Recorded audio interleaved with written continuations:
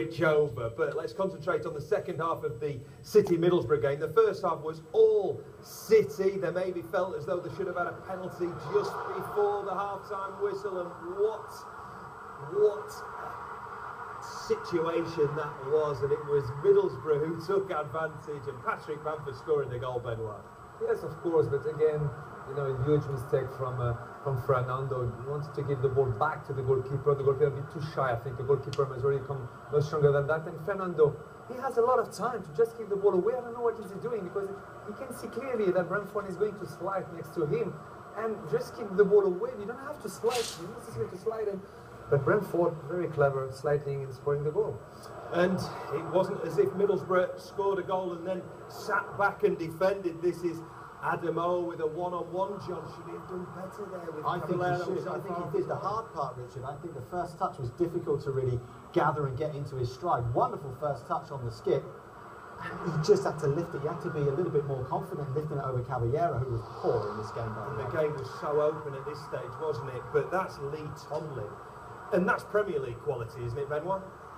It's quality, you know. It's the way they play today is really an appeal, as an appeal side. I mean, look at that beautiful control forward. You know, company doesn't know what to do, and using his outside foot, outing the posts. It was a very great chance for Middlesbrough. And then Jelle Vossen, we mentioned him before the game, a Belgian international up against his fellow countryman Vincent Kompany. A volley there, Caballero's had to make yet another save. Yeah. And at this stage, would Borough fans have been thinking, well, we should have put the game to bed? Yeah, and I think they were, at this point they were thinking, oh my goodness, here we could be in trouble, because they were camped on their 18-yard box. But I tell you what, Kolarov was all over the place and leaving gaps at the back. Aguero's trying to wriggle free every time and just didn't have his shooting boots on tonight. Yes, they rode their luck, Middlesbrough, but Man City, they had their chances, and I tell you, they only have themselves to blame.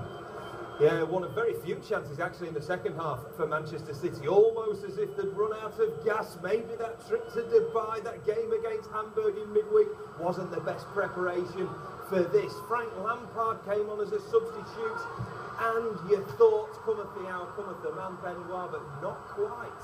No, I think I was expecting Lampard to come in, and as expected, he was very dangerous, especially outside the box, and shooting from outside the box. Defected, the ball is defected, going and hitting the post, but what a chance. And this is the second goal. We couldn't have conceived this. We were thinking, is he going to go to the corner flag? But no. Is that poor defending again to allow Kike the substitute in? No, I don't think so. I think Manchester City had to commit bodies forward to go and try and salvage something from this game. And of course, as you can see, it ended up in a 4 versus 4 situation. They were overcommitted, and then of course they were overstretched, and it's a tidy finish in the end from someone with great ability and who's got fresh legs. Well done, Borough. Yeah, absolutely. The super sub Kike doing the business there. Now we said